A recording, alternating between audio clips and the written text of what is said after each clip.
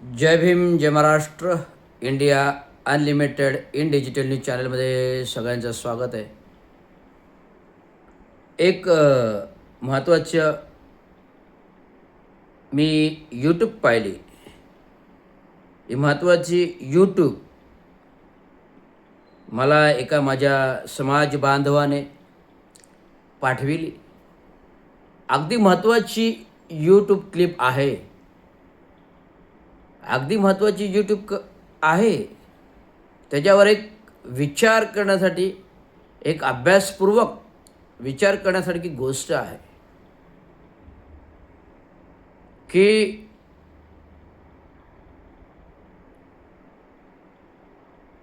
भीमा कोरेगाव, भीमा कोरेगाव, भीमा कोरेगाव विजयी स्तंभ जिथे आपण नतमस्तक होतो, ज्या विजयी स्तंभाला महामानव विश्वभूषण परमपूज्य डॉक्टर बाबासाहेब आंबेडकर नतमस्तक झाले,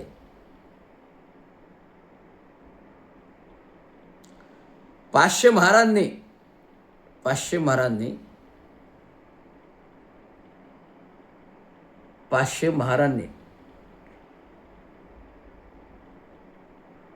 25,000 पेशवे सैन्यांचा बिमोड केला. 25,000 पेशवे सैन्यांचा खात्मा केला. केवळ आकडा निश्चिती नाही, 2500 ते 500.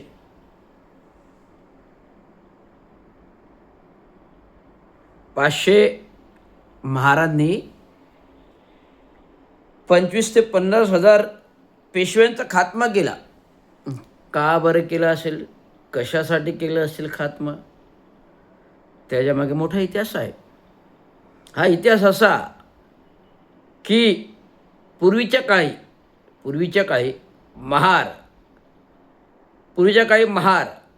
महार जमात जी होती, महार जमात म्हणजे एक समाजातील उच्चभ्रू समाजाचं, उच्चभ्रू सत्ता चालविणाऱ्या समाजाचं महार म्हणजे तिसरा डोळा होता. महार तिसरा डोळा होता जो गावच्या वेशीचं रक्षण करायचा. जो महार गावच्या वेशीचं रक्षण करणं म्हणजे वतनाचं रक्षण करणं हे काम गावातील मुख्य जे आहेत त्यांनी सोपवलेले असायचे. गावाची राखणदारी करणं, गावामध्ये आलेल्या दरोडेखोर चोरांना पकडणं, दिवस रात्र 24 तास राखणदारी करणं, गावातील आलेल्या चोरांना पकडून देणं, गावातील जे काय उष्टनाष्ट अन्नधान्य आहे हे महारांनी उच्चभ्रू लोकांकडून घ्यायचं, खायचं, उपजीविका करायची. गावातला मेलेलं ढोर जनावर असेल, गावातलं मेलेला ढोर जनावर असेल तर ते मेलेलं जनावर वेशीच्या गावच्या बाहेर टाकायचं आणि त्या जनावराचे अंगावरचं कातडं काढायचं. जे जीवनाशक उपयोगी होतं ते कातडं काढायचं, जीवनाशक उपयोग. तर गाव वेशीवरची कामं जी असायची हे महार लोक करायची आणि महार हे वतनाची राखणदारी करायची, म्हणून महार वतनदारी आली.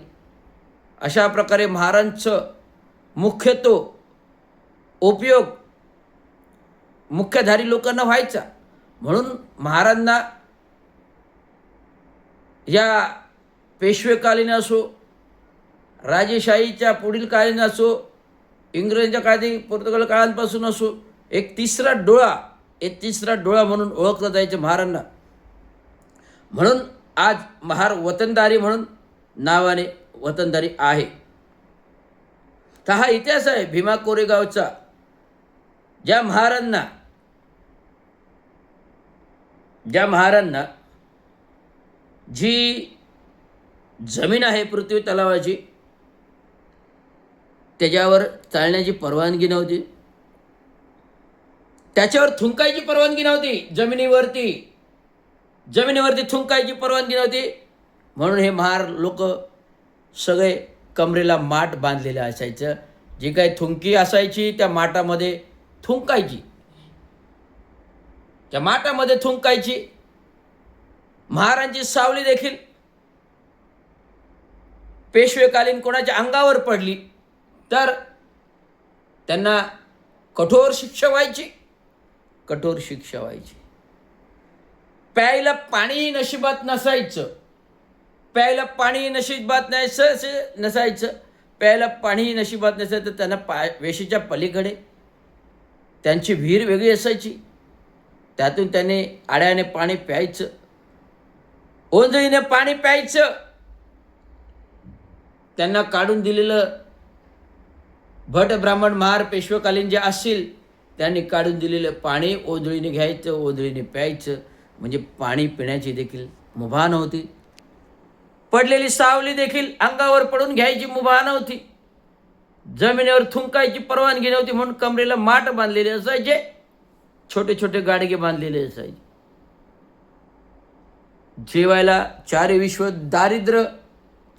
दारिद्र्य असल्यामुळे अन्नधान्य पोटापाण्यात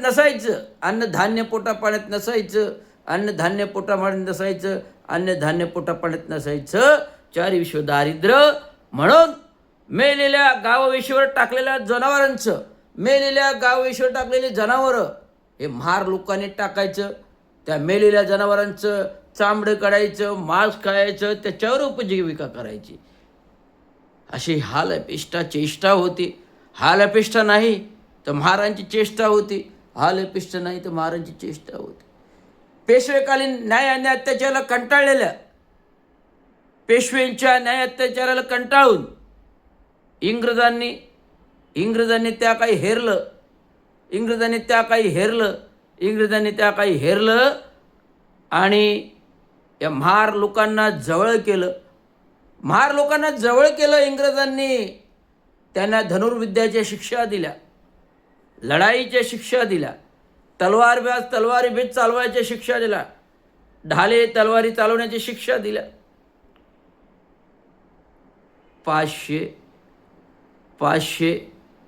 500 महारांनी ढाल तलवारी चालायची शिक्षा इंग्रजांनी त्यांना तरबेज केलं आणि सोडलं पेशव्यांवरती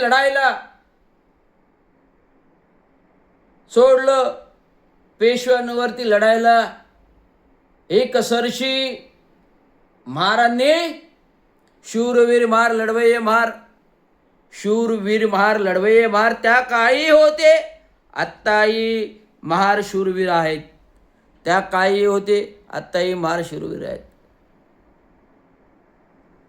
500 महारांनी 25,000 पेशव्यांचा खात्मा केला. 500 महारांनी 25,000 पेशव्यांचा खात्मा केला. हा इतिहास आहे महार वतनदारीचा.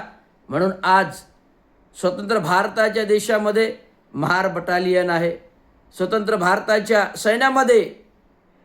भारताच्या देशातील सैन्यामध्ये महार बटालियन आहे. कारण महार बटालियन शूरवीर, निधड्या छातीचं, अंगावर आलेलं झेलणारं, निधड्या छातीचं महार वतन आहे. हे असा महारांचा इतिहास आहे. एक मराठा लाख मराठा जे बोलतात मराठे कधी शूरवीर नव्हते, ते कधी उघड्या मैदानावर कधी लढले नाहीत. ते बोलतात 1 लाख मराठा छत्रपती शिवाजी महाराज आमचा, 1 लाख मराठा, 1 मराठा लाख मराठा छत्रपती शिवाजी महाराज आमचा. पण मी सांगतो छत्रपती शिवाजी महाराज अनुसूचित जाती जमाती ओबीसी मागासवर्गीय होते. कारण त्यांची आई जी आत्ता भोसले घराण्यात आली, हे भोसले घराणं ओबीसी होतं. त्यांची आई ही महार वतनाची होती, बाबाजी दाजवांची मुलगी होती. महार वतनाची जाधवांची कन्या होती, जाधवांची कन्या होती. भोसले घराण्यात आली. भोसले घराणे हे ओबीसी होतं. त्यामुळे ओबीसी काय, एससी काय, हे मागासवर्गीय होते. म्हणून छत्रपती शिवाजी महाराज मागासवर्गीय वर्गाचे होते. परंतु एक मराठा लाख मराठा सांगतो छत्रपती मागासवर्गीय होते. त्यामुळे छत्रपती शिवाजी महाराज लढवय्ये होते, शूरवीर होते, दानशूर होते. एक दिव्य रत्न भवानी माता अंबे मातानी जिजाऊच्या पोटी जिलव, या जिजाऊच्या पोटी दिलेल्या रत्नाला जिजाऊ माने तलवारी ढालेने तरबेज केलं आणि हिंदवी स्वराज्य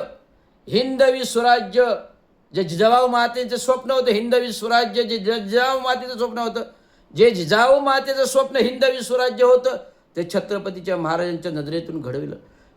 ते छत्रपती महाराजांच्या शूरवीर लढव्यांनी घडवलं. जे जिजाऊ मात्यांचं हिंदवी स्वराज्य स्वप्न होते, ते छत्रपती महाराजांच्या शूरवीरतेने घडवलं. आणि म्हणून आज महाराष्ट्र राज्य घडला. रायगडावर राज्याभिषेक करविला, आटके पार पताका रावल्या. म्हणून छत्रपती शिवाजी महाराजांचा इतिहास अजरामर आहे. जे अनुसूचित जाती जमाती ओबीसीचे मागासवर्गीय होते आणि त्याच मागासवर्गीयांचा एक महामानव जन्माला आला. 14 रत्न भीमराव रामजी आंबेडकर, कालांतराने डॉक्टर महामानव युगपुरुष भारतरत्न डॉक्टर बाबासाहेब आंबेडकर, ज्यांनी शिवाजी महाराजांचं राजपीठ आहे ते लोकशाही मार्फत आणलं.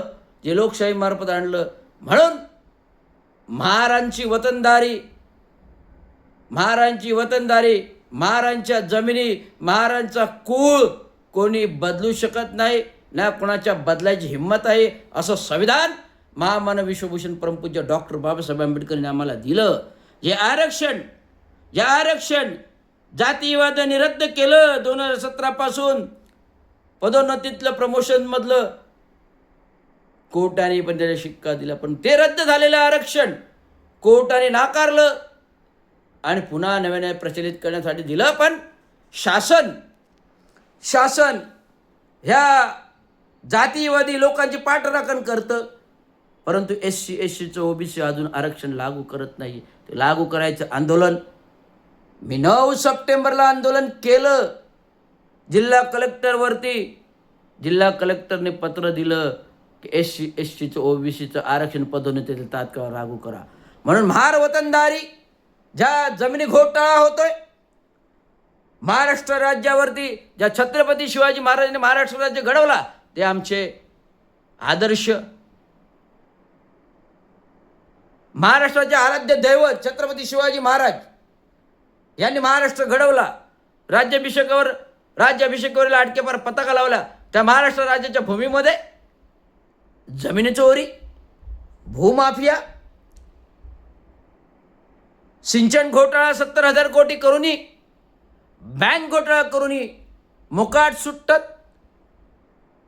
वतनदारी, महार वतनाच्या जमिनी खरेदी विक्रीचा व्यवहार करता येत नाही तरी ते लाटतात. 12 बोगस कंपन्या, 12 बोगस कंपन्या. कोणाच्या आशीर्वादाने, सत्तेत 35 वर्ष कोणाच्या आशीर्वादाने चाललं हे? म्हणजे घोटाळे करायचे, सत्तेमध्ये यायचे आणि ते पचवायचे. घोटाळे करायचे, सत्तेमध्ये यायचे, ते पचवायचे. गद्दार सेना झाली काय, किंवा गद्दार राष्ट्रवादी अजित पवार झाले काय?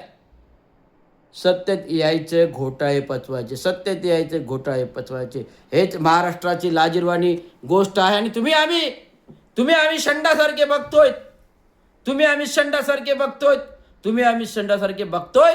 आणि मतदान आलं का त्यांच्या मागे पुढे धावतोय. मी सांगतो, येणाऱ्या महानगरपालिका निवडणुकीमध्ये ना कोणाची युती नको, ना कोणाची आघाडी नको. आपण आपलेच उमेदवार व्हा, आपल्या जनतेतून उमेदवार निवडून जा. कशाला पाहिजे हे? लोक भ्रष्टाचार करतात, मोठे होतात, जनतेच्या मतावर निवडून जातात, हे आपले साहेब बनतात. आमचे साहेब कोण नाहीत, जनतेच्या मतावर निवडून येणारे आमचे नोकर आहेत. त्यामुळे लोकांनी जनजागृती व्हा, लोकांनी जागृत व्हा, लोकांनी जागृत व्हा आणि मतदान करताना ना युती नको ना आघाडी नको, आपण स्वतः उभे राहा आणि जनतेतून प्रतिनिधी निवडून द्या. एवढंच सांगायचं. धन्यवाद. जय हिंद, जय महाराज. जय हिंद, जय भारत.